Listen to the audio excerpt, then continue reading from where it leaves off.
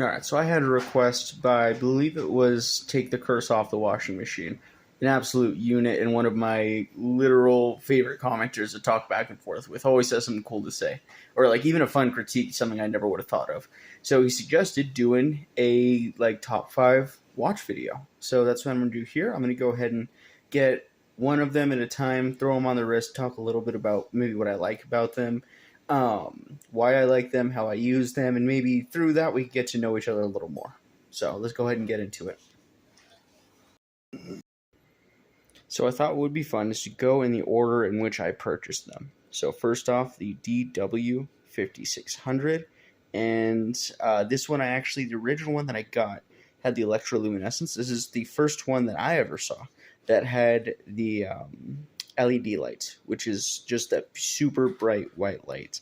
And I really appreciate it because one, it's brighter than the electroluminescence. Second, it uses a lot less battery apparently, which is always nice. So what do I like about this? First off, if I want a watch that I can, obviously a digital watch, but if I wanted a watch that I can have other features as I use it, and I'll show you an example of that.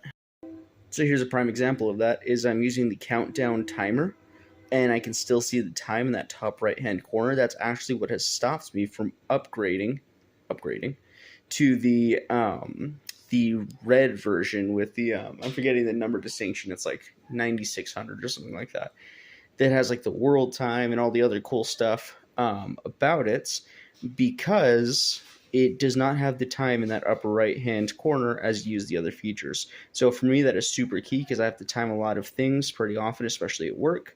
And when I do that, I want to still have access to the time. This one, also has a repeat countdown timer. So for me, that is super key. Has been key a few times. The very last one was after my hernia surgery. I could take pain medications every 4 hours. So aside from me knowing when I hit 3 hours because the pain would come back, I had no way to track time because I would take the pain meds. That would allow me to sleep maybe 2 hours. By 3 hours, I was awake from the pain again, regardless if it was day or night. And then I take the pill again, wait a few minutes, be able to fall asleep, and repeated that cycle over and over again. So this watch basically ran my life. And yeah, it's just, what more can be said about it? It's a G-Shock. It does everything you need it to do. It'll outlast you and has a ton of amazing features. Could not get by and have a collection without this watch. I will also say, to my knowledge, this is the first watch that I bought myself as a watch guy. Like the first watch that I went out and intentionally bought with the idea of, I want to wear a watch every day now. I never wore a watch before. I want to wear one every day regularly. So let me look for a good watch. And this was that watch.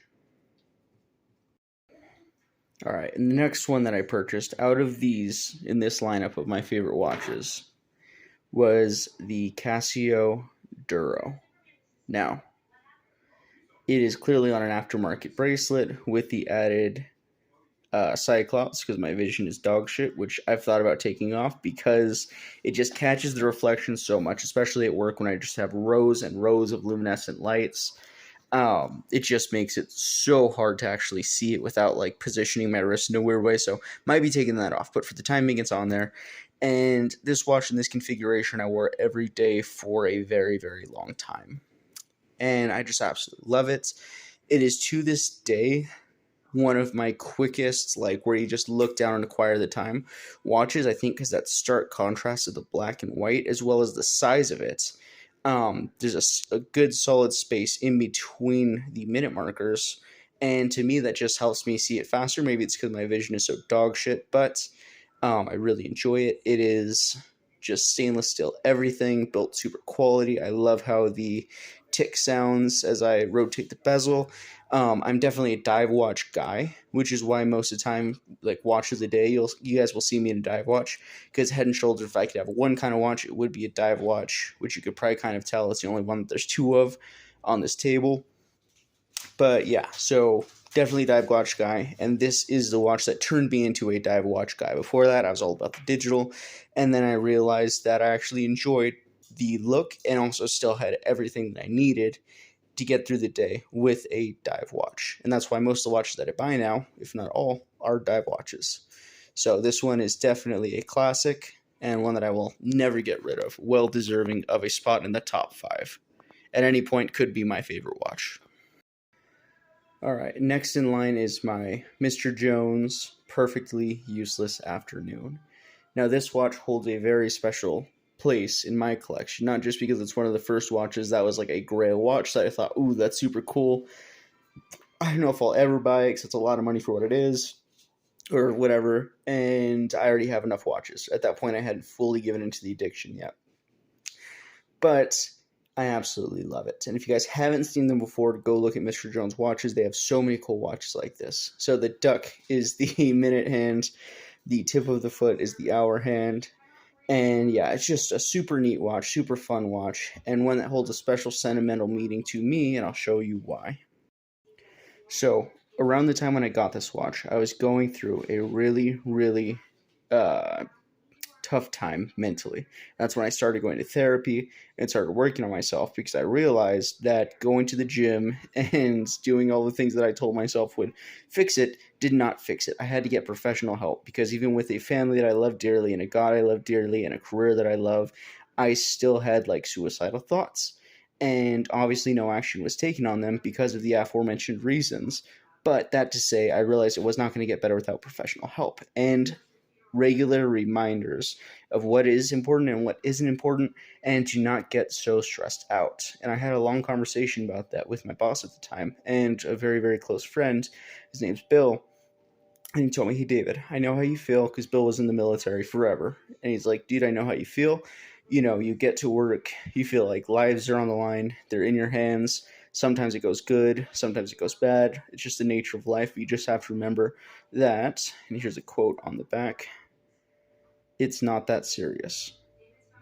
And that caught me so incredibly off guard to hear that from this man, especially since when he was in the Air Force, his role was being in the CCAT team. So, you know, when you watch a movie about, like, you know, the SEAL Team 6, they're pinned down and they say, you know, we need a medevac because this guy's leg just got blown off. The medical team that flies in the helicopter and picks them up and leaves, basically, that was him. That's what he did. And he told me the biggest reason he was able to do it for so long, was able to, more importantly, be good at his job and his career altogether, was a reminder that it's not that serious. Life and death is a thing that happens. It is a natural part of life, right? So once you truly accept that in yourself, then you know that it's not that serious. You can perform to your highest level because you're not stressing yourself out with the pressure of something that is an inevitable factor of life. And that helped me so much. And if you guys do a job where, you know, that has to do in any level with people's lives, then maybe you could learn from that lesson as well, or maybe you already have. But yeah, so I got that inscribed on the back as a daily reminder. And this watch, just in total, is a good reminder. You know, this is the watch that I wear just to remind me, hey, his foot is the hour, his duck is the minute. I have a good solid guess of what the minute is. I don't really know. There's no second hand. Like, if ever I'm looking at my watch, like, fuck, I need the exact time, this is a good reminder of, no, you don't. Relax. Nothing is that important. And then it takes me back to remind me to calm down. So that's why I love this watch. All right, so the next watch on my list is actually, hold on, much better. I don't feel like a chronograph should ever be on camera without chronographing. So the next one is this Edifice Chronograph that I just absolutely adore. For one, I love it for the size. I was looking at different chronographs at that given time, but the big issue was a lot of them were too small because a lot of times I'm tracking like very closely. Either for like a pregnancy test for work, or God forbid if there's a code or something, you need things down to like at very least the second very accurately. So for me, it's very easy to see those lines because they're pretty big to see where I'm at. So that to say, this is just a very inexpensive for what it is watch, and one that I enjoy very much, though I did switch out the bracelet.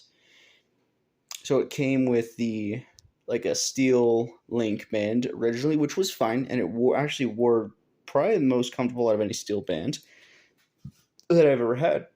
But the main issue was that, it has the red, it has the black, this very sporty look.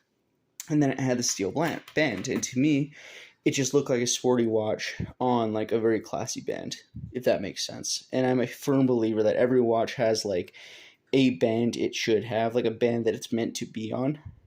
Not in a spiritual sense, but just with the design that it has, I just think that it kind of was meant to have a distinct look. And when you find the look it's supposed to have, it should stay on that band. Like this one, like my Duro. You know? It's cool on the rubber strap or whatever, but it always in my mind, the look that it was supposed to be was on a metal band, a bracelet. And it's the opposite for this one. So I took it off the bracelet, and to me, it's like a race watch, right? So it needed to have a very sporty kind of, race band, rally band type deal. So I found this one on Amazon. Has the black with the red accents, just like the face of this watch, and stainless steel clasp. It's just super perfect for this watch and just totally suits the aesthetic and what it's going for and what it is. And you got it when you bring it to work, or when I show my wife who doesn't give a fuck about watches, and she's like, "Ooh, that's really pretty," or "That's much better than the last one," So yeah, it's just a Edifice, and my first dive into Edifice as well. I definitely think I'll buy some more in the future. And my first chronograph. So I absolutely love the watch. It showed me that I'm not necessarily as much of a chronograph guy as I thought I would be, more of a dive guy, but it will always be in the rotation. Last and certainly not least, we have the Belova Marine Star, which you guys have seen a lot of lately because it's my new one, so I'm very excited about it. But that to say, it's pretty much the evolution of the Duro. Sorry, I'm addicted to clicking dive watches. Just so fucking satisfying. But was thinking about modifying a Duro. I wanted to get like, a ceramic bezel, get a sapphire glass, and there were, just different things about it that I wanted to do. I thought about modifying, like taking out the movement and putting in one of those movements that has a smooth sweep, like one of those. I forget at the moment what it is, but it's a ETA movement that is still a. God, I'm drawing a blank on the most basic shit. It is still a quartz movement, but it had the smooth hand. So this watch basically just had a bunch of the things that I wanted to add to it, to the Duro, to mod, just stock, right? So it kind of saved me a lot of work in that way. Plus, I just love the look at it. And this one also came with a black rubber band, which I despised because it has that beautiful brown face. With the rose gold accents, it needed a brown strap. And that was one thing I couldn't put my finger on. Something that stopped me from buying it was I love the look of the watch, but there's just something off about it. And my wife, who is also my fashion consultant when I listen, was like, "Hey, it just needs a brown strap." And I was like, "Shit, you're right. You're on the nose." So I got a brown strap. Unfortunately, didn't have any with the rose gold thing, but it was really hard to find a brown NATO strap for some reason to really complete that look of that, rose gold and brown, very classy, very classic kind of look. And again, it has that smooth sweeping hand, which I absolutely adore, that only Belova can deliver in a fully quartz movement, as well as being a dive watch. It has a satisfying click, which, let me show you that. Super satisfying. Here, we can actually do a little comparison while we're at it. Duro.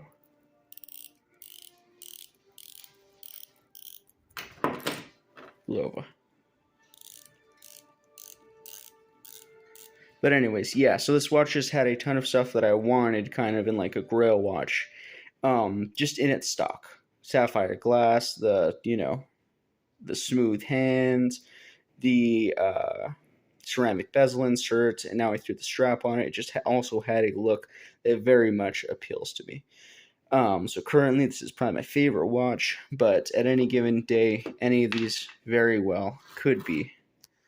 And yeah, so that's my top 5 watches, kind of a look into what I enjoy in watches. And there are a lot of watches that have great sentimental value to me. Like I have this Vostok. Actually, let me show it to you real quick. This sweet little Vostok Commandeersky border guard that my wife got me that I absolutely adore. And maybe that's why I wanted the rose gold accent so much, because it's kind of a copper deal. But that my wife gave me that I will love forever. It's a hand wind automatic movement, super cool, super, low key watch, very much like a dress watch. It falls under that kind of area for me in use of wear. So that'll be my honorable mention at the end of it. So there's my top 5 most worn / favorite watches, and an honorable mention of the one that has the most sentimental value to me. So why don't you guys go ahead and comment below what your top 5 watches are, just so we can get an idea of what you like and maybe what your favorite kind of watch. Like, these are my top 5, and I'm a dive watch guy, right? So let me know below what you guys like and what you guys wear the most out of your collections.